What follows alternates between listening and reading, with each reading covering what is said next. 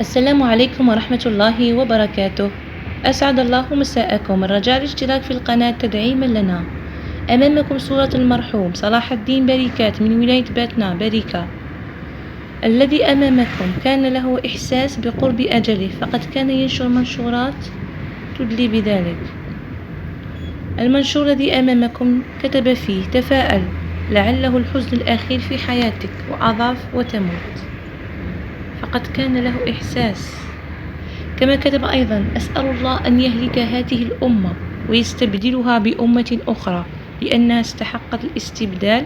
هنا يتكلم عن خذلان العرب لأطفال غزة، يعني كان في حالة غضب. كما كتب أيضا: من أعلى مراتب النضج عند الإنسان هو إدراكه لحتمية موته في أي لحظة، وعمل على محاولة تصحيح أخطائه وإدراك ما فاته من تقصير اتجاه رب العالمين. يعني هنا نرى أن له إحساس. يوم 28 جويلية كتب هذا المنشور، يعني سبحان الله.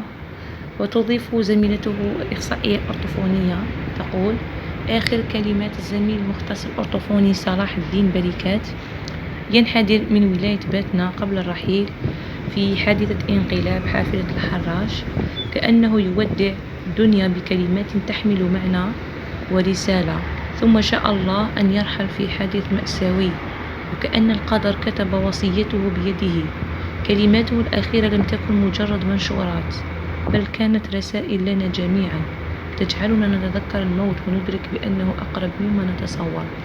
وفي هذا المساء المؤلم الذي لم يهدأ بعد، نسأل الله أن يغمره برحمته الواسعة ويرحم جميع الموتى.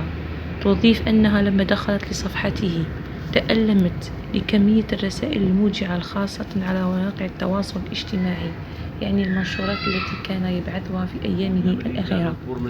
كما نرى أن هذا الشخص كان محبوب وذو أخلاق جيدة، يعني الكل يتكلم عليه بالخير. هذا الشخص كان طالب جامعي سابق في قسم علم الاجتماع، يشهد له الجميع بحسن أخلاقه.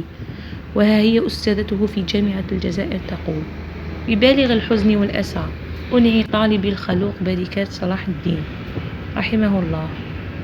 كان أحد ضحايا فاجعة حافلة الحراش اليوم.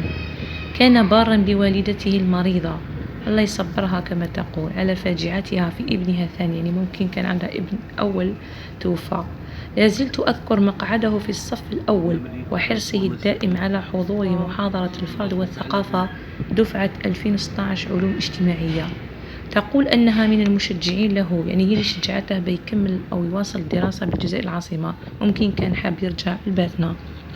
تكمل: كان نعم الطالب المتميز ونعم المتخلق. لازلت أحتفظ بقصة قصيرة كتبها وأهداني إياها. تقول أيضا: بريكة اليوم تفقد أحد أبنائها المميزين الطموحين، نحتسبه شهيدا عند الله، ونسأل الله أن يتلطف بوالديه، إنا لله وإنا إليه راجعون.